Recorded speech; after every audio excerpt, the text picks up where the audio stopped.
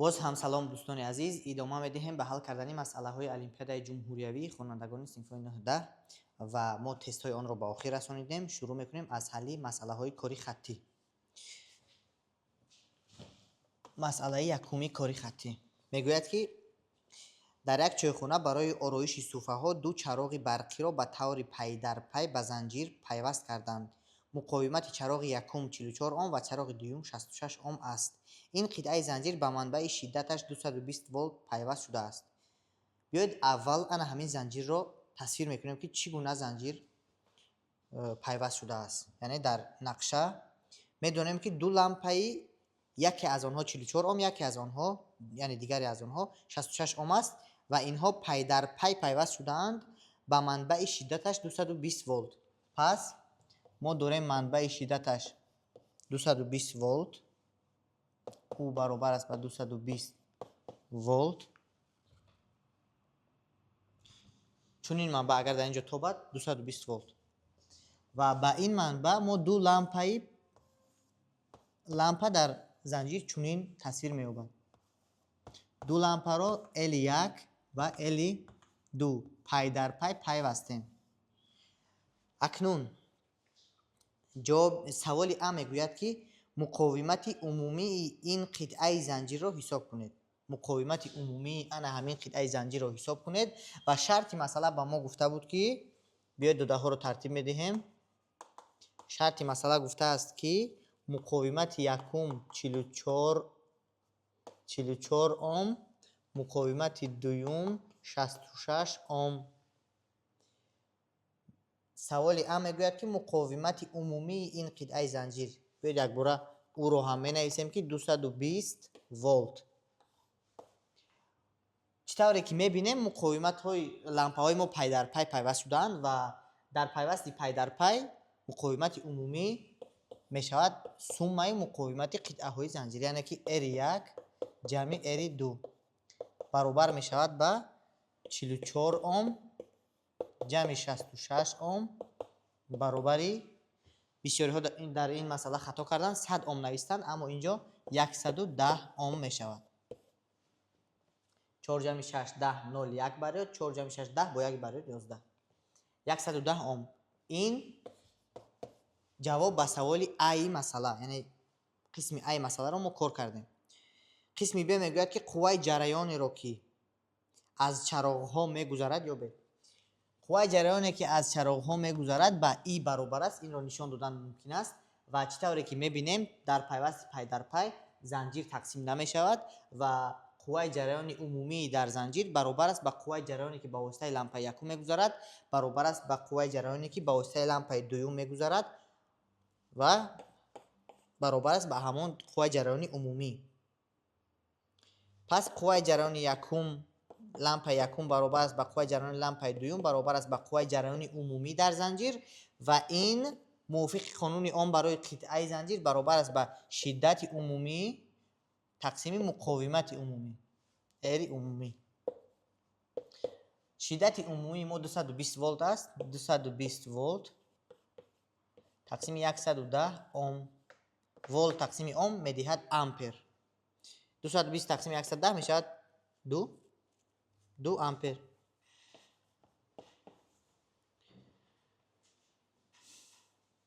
қувваи ҷараёнеро ки аз чароғҳо мегузарад мо пайдо кардем. саволи В мегӯяд ки шиддатро дар ҳар як чароғ алоҳида муайян, яъне U1 ва U2-ро алоҳида. ин хеле осон аст. мо дар ин ҷо навистем ки I1 баробар аст ба I2 баробар аст ба 2 ампер. пас ҷараёнҳое ки ба воситаи лампаҳои якум ва дуюм мегузаранд ба мо маълуманд. муқовимати лампаҳои якум ва дуюм ҳам аз шарти масъала ба мо маълуманд. пас шиддатҳои онҳоро танҳо бо истифода аз қонуни ом барои қитъаи занҷир меёбему халос. пас менависем I1 баробар аст ба U1 тақсими R1.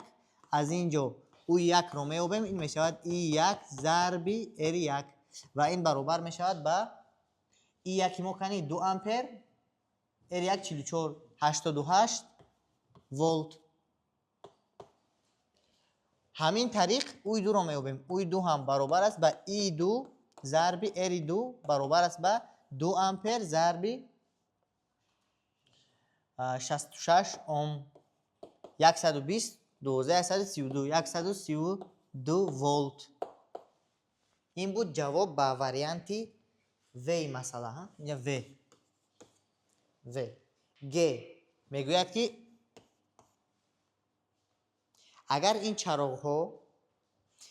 چراغ ها رو به جای پای در پای به طور موازی پیوست کنیم جریان عمومی در زنجیر چگونه تغییر می‌یابد؟ یعنی که پای در پای نه و موازی پیوست کنیم چی؟ جریان در هر یک چراغ چقدر می‌شود؟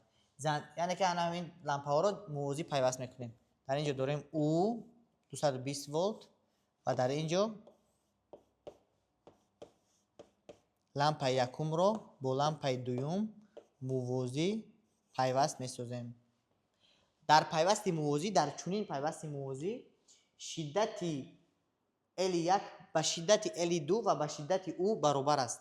یعنی که در پیوست موازی شدت هر دوی آن همین قسم های زنجیر برابر میشن و برابر میشن با شدت منبع، شدت عمومی، شدتی که از منبع داده می شود.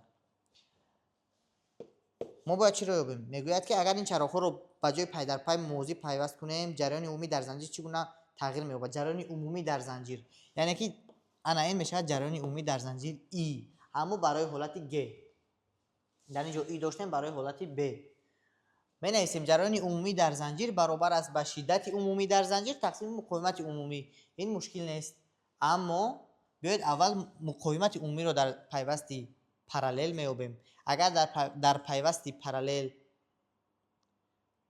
دو تا مقاومت یعنی که دو لامپ پارالل پیوست شده باشند، پس ما میتوانیم برای یافتن مقاومت عمومیشان از فرمولای R عمومی برابر است R عمومی هنگامی پیوست موازی پارالل یعنی R1 ضرب R2 تقسیم R1 جمع R2 که از اینجا R عمومی برابر می شود با 44 ضرب 66 تقسیم 44 جمع 66 44 ضرب 66 می شود حاضر 1 دقیقه. باید بستیم که کارش کنیم به کلکولاتر کار میتونیم. 44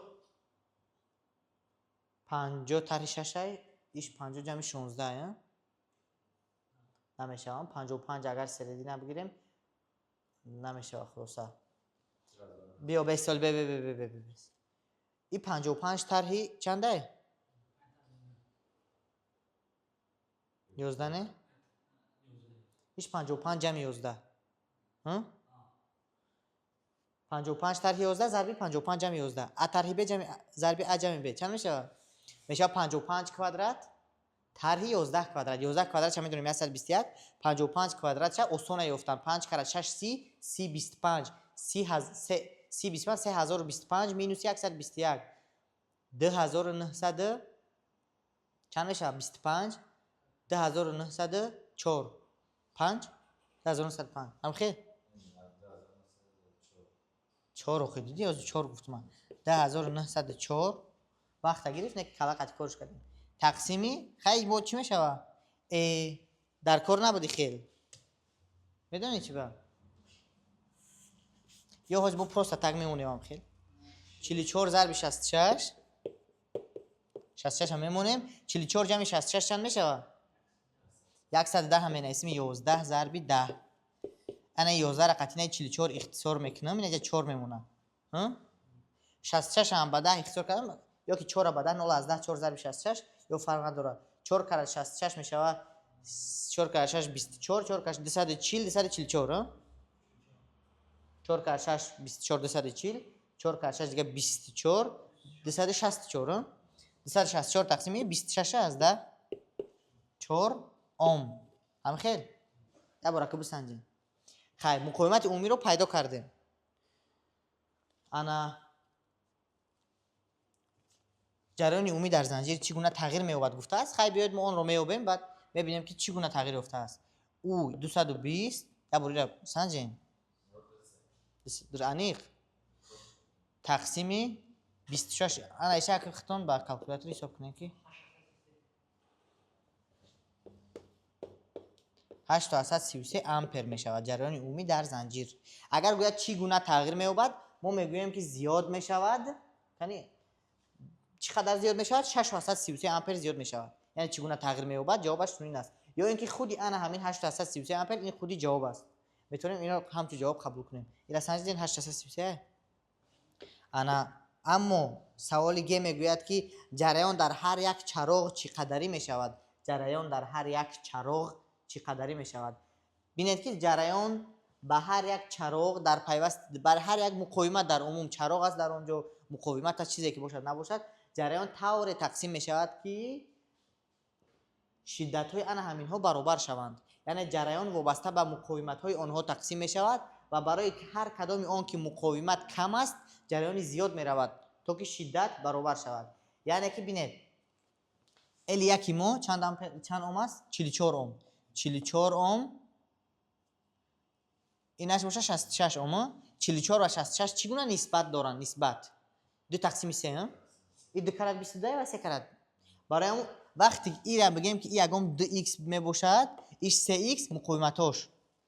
پس در اینجا بیا یکم جریانی انا 3e سر میتیم 3e خورد، در اینجا باشد جریانی 2e خورد سر میدهیم.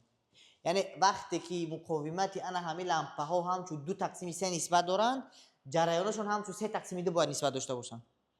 برای که حاصل ضرب جریان مقاومتاشون یعنی شدتشون باید برابر باشن. فهمو؟ یا که در عموم میتونیم دیگه خیلی کنیم. میتونیم که این خیلی 3 و 2 نکنیم، گوییم که با واسطه لامپه یکمگی مقاومت E1 میگذرد، با واسطه لامپه یکمگی مقاومت E1 میگذرد، E1 با واسطه لامپه دومگی مقاومت E2 میگذرد و نایسیم که ای ما برابر است با ای یک جمع ای دو. برای پیوست پارالل وقتی که ما ای اومد تقسیم 2 میشود، ای یکش آن طرف ای دوش این طرف.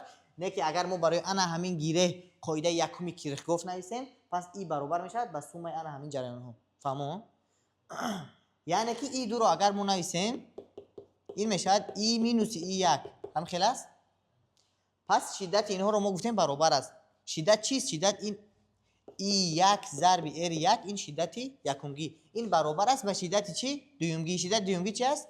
ای مینوس ای یک ار دو. ای یک ار یک برابر است به ای دو ار دو. نه که ای طور باز میکردیم ای طور همه شید 2 ای و 3 ای و 2 ای سر میدونیم. ای طور خوبتره که به ریسک هم خمیرین. اگر ریسک هم ریسک نداره میک شویم خاصا ای یک همه اوبیم ای یک ار یک برابر ای ار دو مینوس ای یک ار دو. ای یک ار دو را این طرف میارم میشه ای یک ار یک جمع ای یک ار دو برابر ای ار دو. در اینجا ادامه میدیم ای یک از خواص میبریم ار یک جمع ار دو برابر ای ار دو و ای یک هم میابیم بالاخره میشود ای ار دو تقسیم ار یک جمع ار دو و ای ما چند است؟ 833. ای در همین حالت این ای 2 امپر نه، ای برای همین وریانت برابر است با اینجا ادامه دادم گویو بیاخه انا 2 ضرب ار 2 ما 66 تقسیم 44 ضرب جمع 66 یعنی که 66 تقسیم 110 این میشه 6 تقسیم 11. 6 تقسیم 10 این 2 مقصد که داره در جمع بمونه میگم نداره. 8 تا از ما گفتم با 8 تا 33 نیستم. 8 تا 33 در اینجا من گفتم که 2 ممکن است اما در اینجا با خطا کردم خودم گفتم. ها 66 اینجا 110 6 تقسیم 10 ها چند میشه 5 تا 33 انیق 5 تا 33 امپر ای یک می شود. ای دو آسان است. ای دو برابر انا 8 تا 33 مینوس ای یک این اینجا 5 تا 33 این برابر است با 3 8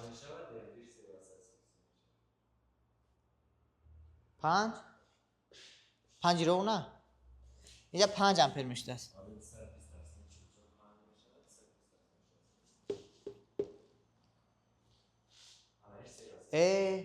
جریان رو در هر یک کدام این آسان‌تر یافتن ممکن بود. ما گفتم کاری مشکل کردیم. ها بس باز بستن 5 امپر ایش 3 و 33 ها 5 333 ампер. Дар инҷо мо як кори каме мушкил корро мушкилтар кардем. Дар инҷо мумкин буд ки шиддат вақте ба мо дода шудааст, шиддат дар ҳар як ин дода шудааст. Мо танҳо бо истифодаи қонуни он метавонистем ки ҷараёнро дар ҳар як ин лампаҳо ёбем. Чӣ тавр? Мо танҳо менавистем ки ҷараён дар лампаи якум баробар аст ба шиддати лампаи якум ки ин ҳамон ӯ ҳаст, ҳамон 220 волт аст. Тақсими R1 ин мешавад 220 тақсим чанд? 44 5 ампер ва боз I2 баробар аст ба UI2 тақсими R2 220 тақсими 66 333 ампер. аммо ин кори кардаи мо ҳам бефоида набуд, чунки вақте ки ба шумо ана ҳамин шиддатҳо маълум нестанд ва инҷо ҷараён маълум аст, шумо бо донистани ана ҳамин ҷараёни И ва донистани ана ҳамин муқовиматҳо метавонед ки тақсимшавии ҷараёнро дар ана ҳамин муқовиматҳои параллел ёбед. Аммо дар инҷо азбаски ба мо шиддат маълум буд, мо метавонистем дарҳол аз чунин карда онро ёбем. ин буд масъалаи якум.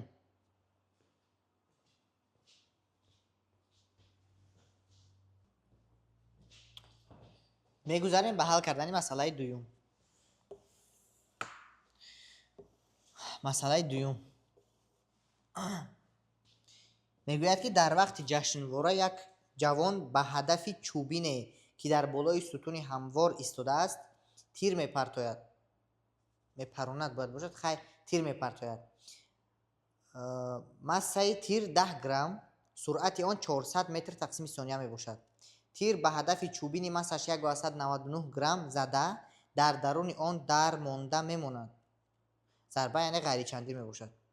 варианти А мегӯяд ки суръати ҳадафро дарҳол баъди задани тир ёбед. яъне мо дорем тири массаш 10 грамм, ин баробар аст ба 0,1 килограмм. ҳамихел 100 грамм 0,1 килограмм, 10 грамм 0,1 килограмм, 0,1 ана ва суръати тир 400 метр тақсими сония. тир ба ҳадафи чӯбини массаш 199 килограмм зада дар даруни он дар мемонад. яъне ки массаи ҳадаф 199 килограмм, суръати аввалаи ҳадаф 0 истодааст, дар болои як сутуни ҳамвор истодааст. дар даруни он тир дар мемонад. савол мегӯяд ки саволи А суръати ҳадафро, яъне суръати ана ҳамон ҳадафи чӯбине ки тир ба дохили он зада даромад, дарҳол баъди зарбаи чандӣ задани тир ёбед. яъне ки мо дар инҷо дорем ягон ҳадафи массааш М, тир массааш М хурд, ҳадаф массааш М калон, суръати тир V ва самти тири X-ро ворид месозем, чунки импулс ин бузургии векторӣ аст ва ин масъаларо мо бо истифода аз қонуни бақои импулс кор мекунем. ва дар самти тири X менависем ки суммаи импулсҳои пеш аз зарба баробар аст ба суммаи импулсҳои баъди зарба. ва пеш аз зарба импулси мо танҳо аз ҳисоби импулси тир ҳосил мешавад ва импулси ана ҳамин ҳадаф ба сифр баробар аст, чунки вай суръат надорад ва истодааст. пас импулси суммаи импулсҳои мо пеш аз зарба дар самти тири X ин мешавад М зарби V баробар аст ба баъди зарба тир дар дохили ана ҳамин ҳадаф дар мемонад ва онҳо як системаи ки массаи онҳо ба М ҷамъи М баробар аст ро ташкил медиҳанд. яъне як системаеро ташкил медиҳанд ки массаи онҳо М ҷамъи М мебошад. ва ҳардуи ана аминҳо бо ягон суръати U ба он тараф мераванд. яъне суммаи импулс пеш аз зарба баробар аст ба импулси баъди зарба. U суръати дарҳол баъди зарба ва дарҳол баъди он ки тир дар дохили ана ҳамин ҳадаф дар мемонад, ин ҳамон суръат аст U. ва аз ин ҷо инро меёбем. U баробар мешавад ба mv тақсими m ҷамъи m, ё агар хубтар нависем m тақсими m ҷамъи mv. ин мешавад суръати ҳадаф, ё ин ки ҳадаф якҷоя бо тир дар ҳол баъди зарба. қиматҳои ададиро мегузорем. U баробар аст ба m мо 0,1 тақсими 0,1 ҷамъи 1,99 мешавад. 2 зарби V мо чанд аст? 400. 400ро ба ин ду то 0 бо ин ду то 0 меравад. اینجا متر تقسیم ثانیه داریم. 4 تقسیم 2 متر تقسیم ثانیه. 2 متر تقسیم ثانیه. 2 تا 0 با این 2 تا 0 رفت. یعنی اینجا 1 تقسیم 100 بود، 0 ضرب 1 اینجا 4 ضرب 100. 1 تقسیم 100 با 4 ضرب 100 100 ها رفتن. 4 تقسیم 2 موند. این سرعتی، یعنی این جوابی ا، جواب به سوالی ا. سوالی به میگوید که انا دو سوال داشته است. کدام مقدار انرژی مکانیکی به گرمی مبدل شد؟ چقدر انرژی مکانیکی به گرمی مبدل می شود؟ خیر، قانون بقای انرژی رو می نویسیم. یک چیز دیگر رو قید میکنیم که در ضربه ها دو نمود می شوند، ضربه چندیر و غیر چندیر. در ضربه چندیر گرمی به انرژی داخلی یا اینکه به انرژی کینتیکی یا اینکه انرژی مکانیکی به انرژی داخلی یا اینکه به گرمی تبدیل نمی‌یابد. در ضربه چندیر قانون بقای انرژی مکانیکی اجرا می شود، اما در ضربه غیر چندیر قانون بقای انرژی مکانیکی اجرا نمی شود. یعنی قانون بقا در عموم اجرا می شود، اما یک قسم انرژی به انرژی گرمی به انرژی داخلی صرف می شود. یعنی که در نتیجه انا همین تیر و تخته گرم می شوند و از ما سوال میپرسد که چقدر گرمی خارج می شود، یعنی که چقدر انرژی کینتیکی یا اینکه اون انرژی مکانیکی به انرژی داخلی تبدیل می یابد و این البته چنین تبدیل یابی تنها در ضربه غیر چندیر دیده می شود.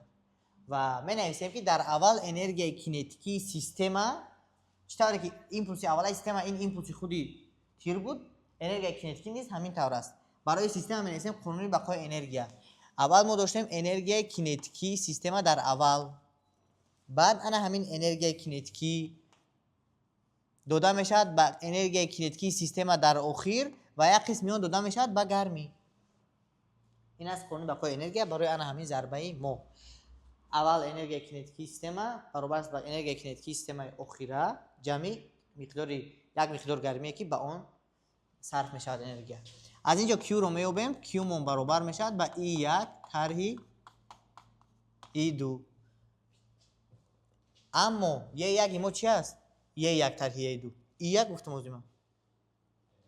گفتم یک برابر است با در اول انرژی کینتیکی سیستم ما این m خورد v کوادرات تقسیم 2. اما در اخیر باشد انرژی کینتیکی سیستم ما این m جمع m او کوادرات تقسیم 2. تمام سیستم با آن همین انرژی می رود و Q برابر می شود با یک طرح دو یا اینکه m v کوادرات تقسیم 2 مینوس m پلوس m او کوادرات تقسیم 2.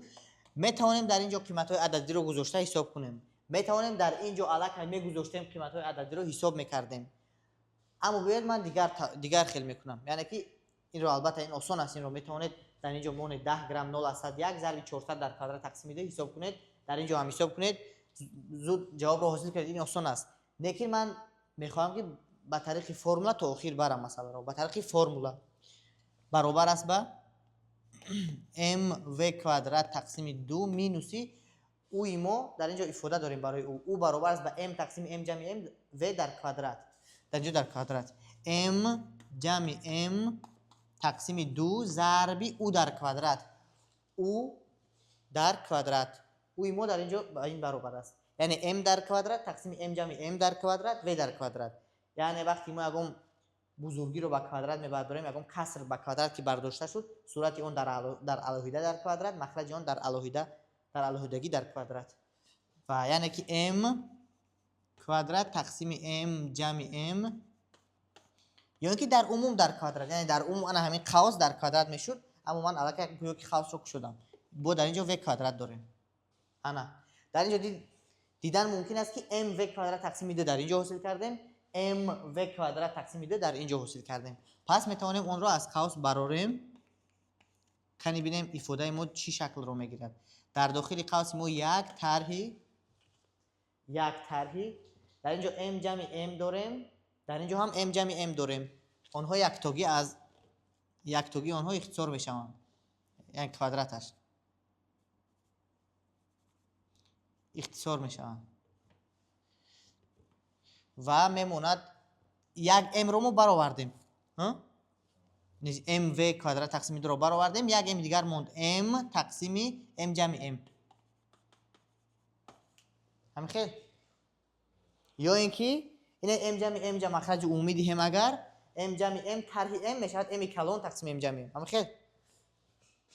яъне ки иҷара бо содатар кунем, ана ин дохили қавса мешавад ки m ҷамъи m тарҳи m хурд, m хурдо мераванд, m калон тақсими m ҷамъи m калон. ана қиматҳои ададиро мегузорем, яъне ки мо ана ҳамон дар шакли формула зебо карда то охир овардем. қиматҳои ададиро мегузорем.